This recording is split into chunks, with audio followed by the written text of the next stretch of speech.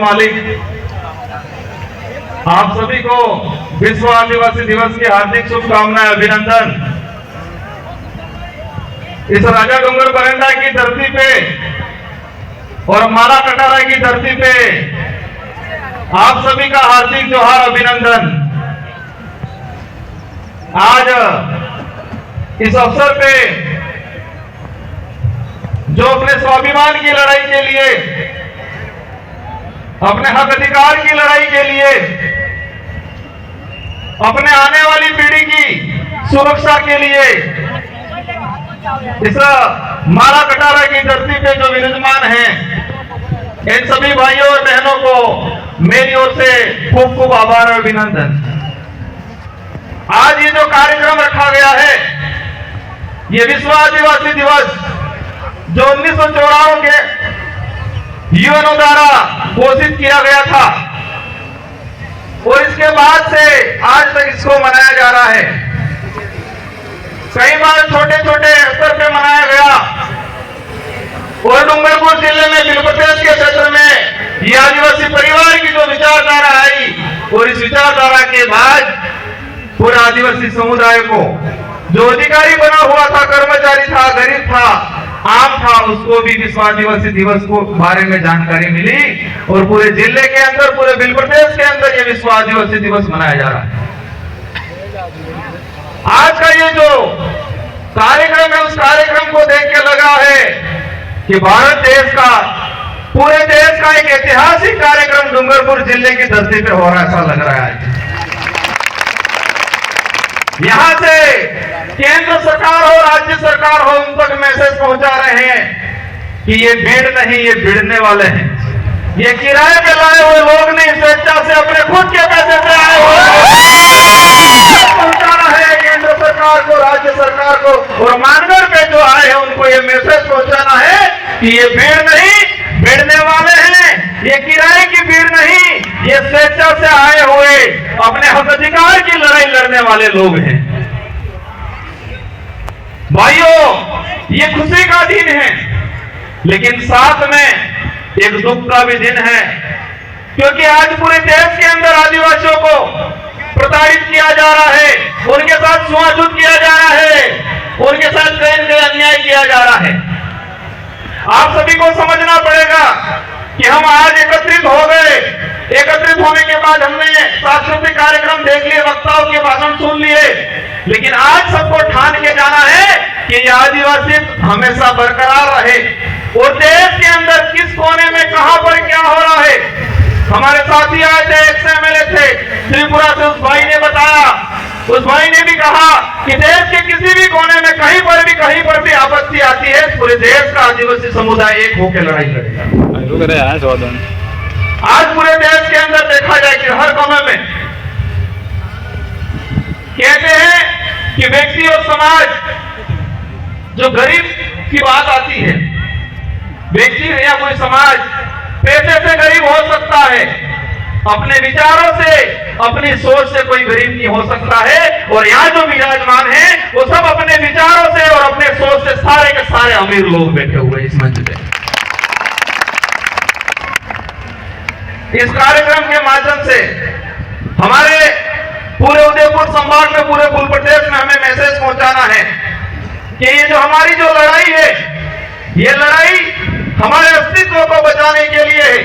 जो हमारा दबा कुचला जो इतिहास था, उस इतिहास को वापस उजागर करने की लड़ाई है। ये लड़ाई हमारे जो संस्कृति है, जो विलुप्त होती जा रही है, जो दूसरे लोगों के द्वारा हमारी संस्कृति पे जो अतिक्रमण किया जा रहा है, हम देखते जा रहे हैं। हमारे पूर्वजों की जो विवाह पद्धति थी, हर किसी पद्धति पे हमारी जो परंपरा संस्कृति थी, उसमें कलम चढ़ाने का कुछ लोगों के द्वारा काम किया जा रहा है। इस कार्यक्रम में अधिकतर युवा साथी हैं। इन युवा साथियों से आह्वान करना चाहूंगा कि आप देश का इतिहास उठा के देख लो।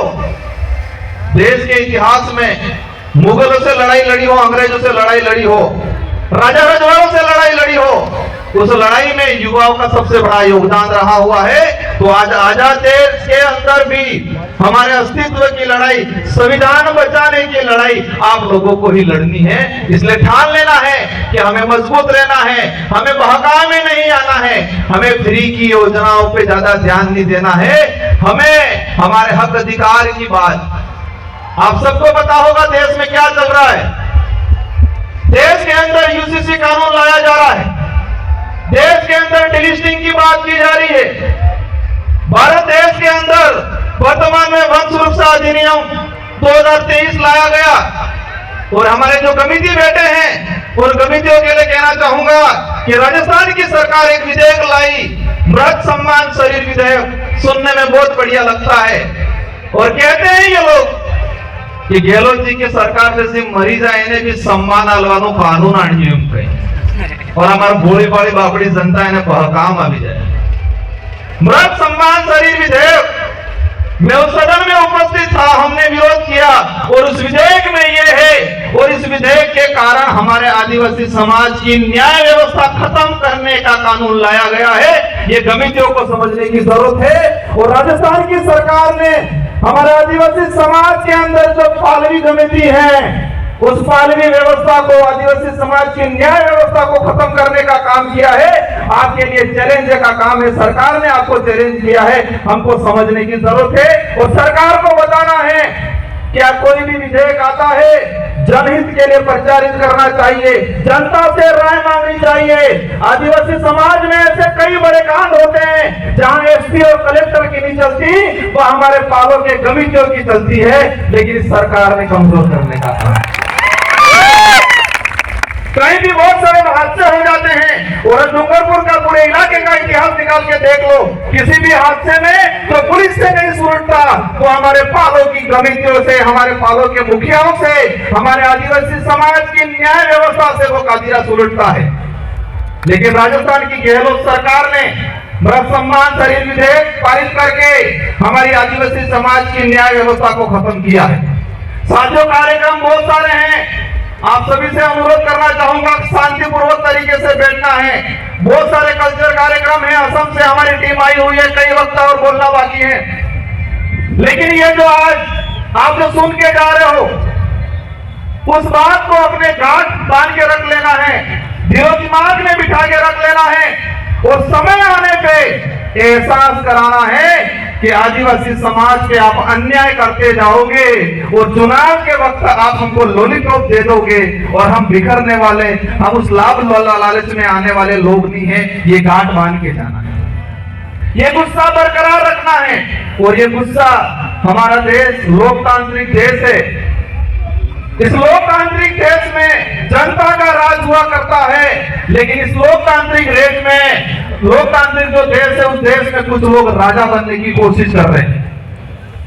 उनको एहसास कराना है कि लोकतंत्र की चाबी जनता के हाथ में है और समय आने पे उस चाबी को ऐसे लगाओ कि उनका ताला हमेशा के लिए जंग खा जाए और उनको पता चले कि नहीं, ये राजतंत्र नहीं, ये लोकतंत्र है। ये एहसास कराने की जरूरत है। भाइयों तथा बहनों, ये उनका वर्ड है, क्या है? भाइयों तथा बहनों, हमारे देश की जनता को के बेवकूफ बना दिया गया और टीवी पे गोदी मीडिया दिखा देती है कि सीमा हैदर वहां से आई, साथ में कितने बच्चे आए? 4। सबको पता है।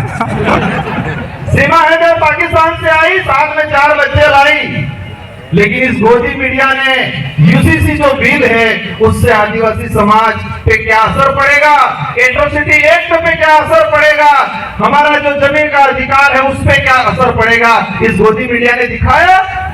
ये गोदी मीडिया ये दिखाती है कि किसी का कुत्ता बीमार हो गया, उस कुत्ते को ये डॉक्टर इलाज कर रहा है, ये दिखाती है।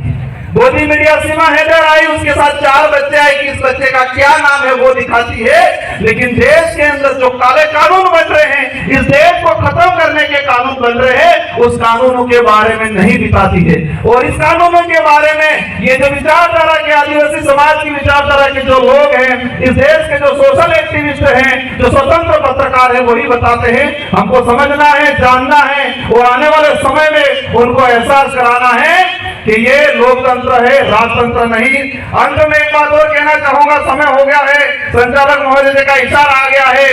ये जो विश्व आदिवासी दिवस मनाया जा रहा है, इस विश्व आदिवासी दिवस की थीम है, ये जो आज जो मना रहे हैं उसकी एक थीम है, ये उन्होंने सेलेक्ट किया है, गाइडलाइन जो बनाई है कि आदिवासी समाज आत्मनिर्णय लेना सीखे, आत्मनिर्भर बने। और ये पूरे देश के अंदर हम एहसास करा रहे हैं कि यहाँ पर जो आए हैं वो आत्मनिर्णय लेके आए हैं, आत्मनिर्भर होके आए हैं। और मानगढ़ जो गए हैं वो परजीवी गए हैं, दूसरे के इशारे पे चलने वाले लोग। और समय आने पे उनको भी एहसास होगा। अगर राजस्थान की सरकार, राहुल जी, ये विश्व आदिवासी दिवस मना रही है, मैं इस मंच के माध्यम से उनको कहना चाहूंगा, कम से कम ये जो विश्व आदिवासी दिवस है उस दिवस की थीम का तो ध्यान रखते हैं आप लोग। इस दिवस की थीम क्या है, इस दिवस का उद्देश्य क्या है, अगर ये आपको पता होता तो राजनीतिक फायदा लेने के लिए वह आदिवासियों को इकट्ठा करने का काम नहीं करते, उनको फर्ज भी नहीं बनाते। इन्हीं शब्दों के साथ आप सबको जय जोहार, जय आदिवासी, जय भीम प्रदेश। बहुत बहुत धन्यवाद।